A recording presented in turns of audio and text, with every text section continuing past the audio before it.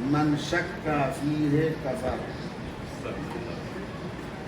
پیغمبر اسلام کی بہت زیادہ دیر نہیں، 10-12 منٹ، 12 امام کے عدد سے 14 معصوم بھی ہو سکتے ہیں، 14 منٹ ہو سکتا ہے. پیغمبر کی مشہور حدیث ہے کہ علی خیر البشر، علی انسانوں میں سب سے بہترین آدمی. من شک فیہ کفر، اگر کوئی علی کے خیر البشر ہونے میں ڈاؤٹ اور شک کرے، پیغمبر کہہ رہے وہ کافر ہے.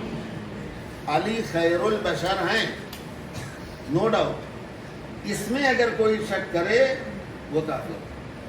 یہ پیغمبر کی حدیث ہے. جب نور مولائے کائنات جناب فاطمہ بنت اسد کے شکم میں آیا تو روایت و تاریخ کہتی ہے کہ جب سے نور علی جناب فاطمہ بنت اسد کے رحم میں آیا ہے، جب کبھی پیغمبر اسلام گھر میں داخل ہوتے تھے تو جناب فاطمہ بنت اسد بے ساختہ احترام میں کھڑی ہو جاتی تھی. مسلسل یہ سلسلہ چلتا رہا ہے. پیغمبر آئے اور فوراً فاطمہ بنت اسد ان کے احترام میں کھڑی ہو جاتی تھی. مکے کی عورتوں نے کہا فاطمہ بنت اسد تمہیں کیا ہو گیا ہے؟ تم اس بچے کے لیے احترام میں کھڑی ہو رہی جس کو تم نے خود پالا ہے، ماں کی طرح اپنا بچہ سمجھ کے تم نے پالا. پیغمبر اسلام کو جناب ابو طالب جناب فاطمہ بنت اسد نے پالا ہے نا. تو مکے کی عورتوں نے کہا کہ فاطمہ بنت اسد تمہیں کیا ہو گیا ہے؟ تم اس بچے کے احترام میں کھڑی ہوتی جس کو تم نے بیٹی کی طرح پالا ہے.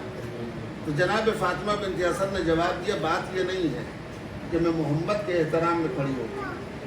مسئلہ یہ ہے کہ جب سے بچہ نور میرے شکم میں آیا ہے رحم میں، مجھے وہ بچہ اٹھنے پر مجبور کر دیتا ہے.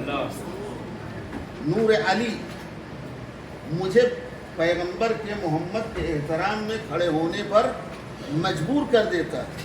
میں اٹھنا نہیں چاہتی محمد کے احترام میں، میں جانتی ہوں میں نے بیٹے کی طرح پالا ہے، لیکن وہ نور، وہ بچہ جو میرے شکم میں ہے وہ مجھے کھڑے ہونے پر مجبور کر دیتا ہے. مکے کی عورتوں کا شاید فاطمہ بنت اسد بہانہ کر رہی ہیں. چلو ایک مرتبہ ٹرائی کرتے ہیں. 8-10 عورتوں نے مکے کی یہ پلاننگ کی، طے کیا کہ فاطمہ بنت اسد کے ارد گرد بیٹھ جائیں گے اور جیسے ہی محمد آئیں گے، پیغمبر آئیں گے اور یہ اٹھنا چاہیں گی تو ان کا بازو زور سے دبا دیں گے. یہ اٹھ نہیں پائیں گے، پتہ چل جائے گا یہ خود اٹھتی ہیں یا وہ بچہ ان کو اٹھنے پر مجبور کر دیتا ہے. لہذا پلاننگ کے تحت یہ عورتیں 10-12 آئیں، فاطمہ بنت اسد کے پاس بیٹھ گئی. روایت کہتی، تاریخ کا نچوڑ ہے کہ جیسے ہی پیغمبر اسلام گھر میں داخل ہوئے، فاطمہ بنت اسد نے اٹھنا چاہا، یہ مکے کی عورتوں نے زور سے ان کے کندھے کو 10-12 عورتوں نے دبایا، یہ اٹھنے نہ پائے. لیکن تاریخ کا بیان ہے فاطمہ بنت اسد نے ایک انگڑائی لی اور جھٹکا دیا تو 10-12 عورتیں جو منہ کے بل زمین پہ گری. کوئی ادھر گری ہے، کوئی ادھر، کوئی پیچھے، کوئی آگے. پیغمبر کے احترام میں فوراً فاطمہ بنت اسد کھڑی ہو گئی. اب آپ سمجھیے فاطمہ بنت اسد کی طاقت نہیں تھی، وہ علی کی طاقت تھی. جو فاطمہ بنت اسد کے مقابل میں عورتیں آئی تھی وہ منہ کی کھائیں. کچھ سمجھ میں آیا؟ بچپنے میں ابھی ولادت بھی نہیں ہوئی ہے، شکم مادر میں ہے. علی کے مقابل میں عرب کی 10-12 عورتیں نہ رک پائیں تو میدان میں ایک عورت کیا ٹکے گی علی کے مقابل؟ میں کچھ کہہ گیا. محمد والی محمد صلی اللہ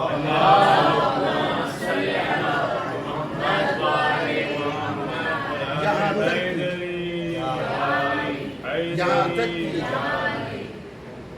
مولائے کائنات کی ولادت کا وقت جب قریب آیا، ایسے موقع پر بہرحال لفظات بہتر سمجھیں گے عورتیں، جب ولادت کا وقت قریب آتا ہے تو عورت کہیں بھی ہو ایسے موقع پر اپنے گھر پہنچتی ہے. یا ہاسپٹل جاتی جہاں جس ڈاکٹر کے نگرانی میں دیکھ بھال ہے، یہی ہوتا ہے نا، یا کہیں بھی ہوگی گھر آئے گی یا ہاسپٹل جائے گی۔ تاریخ کہتی جناب فاطمہ بنت اسد کے یہاں جب ولادت قریب ہے، درد اٹھا ولادت کا، تو جناب فاطمہ بنت اسد گھر سے خانہ کعبہ آئیں، خانہ کعبہ کے پاس آئیں۔ خانہ کعبہ کے پیچھے والی دیوار جو در ہے اس کے بالکل بیک سائڈ والی دیوار پر جا کر کے دیوار سے اپنے شکے میں مبارک کو مس کیا جناب فاطمہ بنت اسد، اور دعا کی پروردگار میں تجھ پر ایمان لائی، تیرے رسول پر ایمان لے آئی، میری اس مشکل کو تو آسان کر دے، اس مولود کا واسطہ جو شکم میں ہے۔ جیسے یہ دعا کی، ایک مرتبہ لوگوں نے دیکھا دیوار شک ہوئی،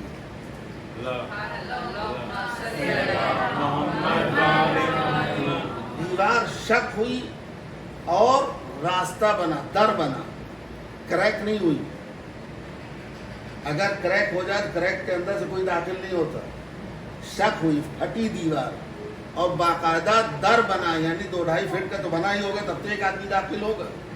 جناب فاطمہ بنت اسد کعبے کے اندر داخل ہو گئی، پھر دیوار آپس میں مل گئی۔ یہ منظر مکے والے دیکھ رہے تھے، وہاں طواف کر رہے تھے نا، وہ سب دیکھ رہے ہیں۔ فاطمہ بنت اسد آئیں اور دیوار سے ٹیک لگایا اور دعا کی، اور دیوار شک ہوئی اور اندر چلی گئی دیوار۔ پھر یہ گھبرائے ہوئے جناب ابو طالب کے پاس آئے۔ ایسے موقع پہ آدمی گھبرا جاتا، عام عورت ہو گھبرا جائے، ہو سکتا ہے لوگ کہیں کہ گھبراہٹ میں یہاں آ گئی ہوں گی، ہیبت میں آ گئی ہوں گی۔ ہاں، ولادت کے وقت ہیبت ہوتی ہے، لیکن اگر پہلا بچہ ہے تو زیادہ ہیبت ہوتی، ڈر ہوتا ہے۔ آخری ولادت ہے مولا کائنات کی، جناب طالب پیدا ہو چکے، جناب عقیل پیدا ہو چکے، جناب ام ہانی پیدا ہو چکی ہیں۔ یہ سب کے بعد جناب مولا کائنات کی ولادت ہونے والی ہے۔ دیوار پھٹی تو آدمی گھبراتا، اچانک یہ دیوار کریک ہو جائے تو ہم لوگ ایک بھی نہیں رکیں گے، یہاں بھاگ جائیں گے۔ میں بھی کہوں گا بنت اسد سے، بیوی بھاگ جائیے یہاں سے، دیوار گرنے والی ہے شاید جناب بنت اسد جواب دیں، غیر فرار کی ماں ہوں، فرار کی ماں ہوتی تو شاید بھاگ بھی جاتی، کرار کی ماں ہوں، لہذا میں گھبراہٹ نہیں ہے۔ دیوار شک ہوئی، در بنا، اندر داخل ہو، دیوار پھر جڑ گئی۔ یہ مکے والے دیکھ رہے تھے یہ منظر، بھاگتے ہوئے ہانپتے کانپتے ابو طالب کے پاس ہے۔ ابو طالب تمہاری زوجہ اس طریقے سے کعبے کے اندر بند ہو گئی، چلو۔ چابی جناب ابو طالب کے پاس سے خانے کعبہ کی۔ جناب ابو طالب کوئی ٹینشن ہی نہیں، انہوں نے کہا مجھے فرصت نہیں ہے۔ ایسے موقع پر آدمی اگر کسی شوہر سے کہا جائے تمہاری بیوی وہاں مشکل میں پھنسی ہے اور شوہر کہے مجھے فرصت نہیں ہے، یعنی ابو طالب بھی سمجھ رہے تھے کہ معمولی بچے کی ولادت نہیں ہے، فاطمہ بنت اسد خود سے نہیں آئی ہیں، وحی کا اشارہ ان کو لے گیا ہے اس کی طرف، وحی کا اشارے سے گئی ہیں، حکم الہی سے وہاں گئی ہیں۔ جیسے جناب ابو طالب نے کہا میرے پاس فرصت نہیں، مجھے ٹائم نہیں ہے، ان لوگوں کا اچھا ٹھیک تمہارے پاس ٹائم ہے، مجھے چابی تو دے دو، کم سے کم میں تالا کھول کر کے ان کو نکالوں۔ چابی کا گچھا لے کر کے آؤ، تالا کھولنے، تالا کھل ہی نہیں رہا۔ کبھی دروازے کے پاس آتے ہیں، چابی گھماتے ہیں، نہیں کھولتا، کبھی اس دیوار کی طرف جاتے ہیں جہاں شک ہوئی تھی، پھر راؤنڈ مار کے پھر آتے ہیں، تالا کھولتے ہیں۔ میں کہوں گا شاید مصلحت الہی ہو، مولود کعبہ کی ولادت ہونے والی ہے، کفر صدقے اتر رہا ہے، کفر چکر کاٹ رہا ہے۔ 3 دن گزر گئے، 3 دن گزر گئے، نہ جناب ابو طالب آئے۔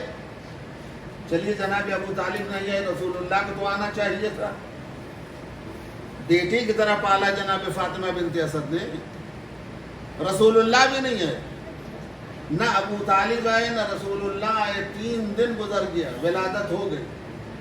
تیسرے دن رسول اللہ اسی جگہ آئے جہاں دیوار میں در ہوا بنا تھا، اسی جگہ آ کے کھڑے ہوئے۔ اس کا مطلب یہ ہے کہ فاطمہ بنت اسد بھی وحی کے مطابق وہاں گئی تھی، پیغمبر بھی وحی کے مطابق اسی جگہ آئے جہاں دیوار شک ہوئی تھی۔ جیسے ہی دیوار کے پاس کھڑے ہوئے، ایک مرتبہ پھر دیوار شک ہوئی، شگاف ہوا، در بنا، فاطمہ بنت اسد گود میں بچہ لیے ہوئے نکلی. پیغمبر نے برجستہ پوچھا میرا بھائی کیسا ہے. یہ نہیں پوچھا تم کیسی ہو, کیسے آ گئی یہاں 3 دن کیسے رہی, نہیں, میرا بھائی کیسا ہے. جناب فاطمہ بنت اسد نے کہا ٹھیک ہے, بچہ ٹھیک ہے, لیکن ابھی آنکھ نہیں کھولی. ابھی تک علی نے بچے نے آنکھ نہیں کھولی ہے. پیغمبر نے فرمایا لاؤ میری گود میں. تو جیسے ہی گود بدلی, بنت اسد کی آغوش سے رسول کی گود میں مولا آئے, فوراً آنکھیں کھول کے رسول کا چہرہ دیکھا. سب سے پہلا ولادت کے بعد مولا کائنات نے آنکھیں کھولی ہیں تو رسول اللہ کا چہرہ انور کی زیارت کی. جیسے ہی آنکھ کھول کے رسول کے چہرے کی زیارت کی, پیغمبر کے حدیث سے پیغمبر نے ارشاد فرمایا خصصتنی بالنظر خصصتنی بالنظر خصصتک بالعلم. اے علی تم نے اپنی نگاہوں سے مجھے مخصوص کیا, میں نے تجھے اپنے علم سے مخصوص کیا. جیسے ہی پیغمبر نے کہا میں نے تجھے اپنے علم سے مخصوص کیا, فوراً مولا کائنات گود سے بولے کچھ پڑھوں, کچھ سناؤں. توریت سنائی, انجیل سنایا, زبور سنایا, حتیٰ قرآن کی آیت بھی کیا پڑھی, قد افلح المؤمنون. سب سے پہلی جو مولا کائنات نے ولادت کے بعد یہ آیت پڑھی قد افلح المؤمنون, یقیناً مومنین کامیاب ہو گئے. ظاہر سی بات ہے مولا نے اس آیت کے قرآن کی اس آیت مبارکہ کی تلاوت کے قد افلح المؤمنون, یقیناً مومنین کامیاب ہو گئے, فلاح پا گئے. یہی وجہ ہے پیغمبر اسلام نے فرمایا یا علی انت وشیعتک هم الفائزون, اے علی تم اور تمہارے شیعہ کامیاب ہیں, فائز ہیں. مولا کائنات کو آغوش میں لیا, پیغمبر اسلام نے پیشانی کا بوسہ دیا, اور اس کے بعد تاریخ کہتی گھر آئے. فاطمہ بنت اسد نے بچے کو قیمات میں لپیٹا. قیمات پہلے عرب میں قیمات چلتا تھا, ایک کپڑا کا ٹکڑا ہوتا, بچے کو ہاتھ سمیت باندھ دیا جاتا. ایران میں غنداق کہتے ہیں, یہاں بھی لپیٹتے ہیں بچے کو. جناب فاطمہ بنت اسد نے ایک قیمات میں پہلے لپیٹا, جیسے لپیٹا مولا کائنات نے یوں انگڑائی لی, قیمات ٹوٹ گیا. دوسرے قیمات میں لپیٹا, دوسرا قیمات میں انگڑائی لیتے ہی ٹوٹ گیا.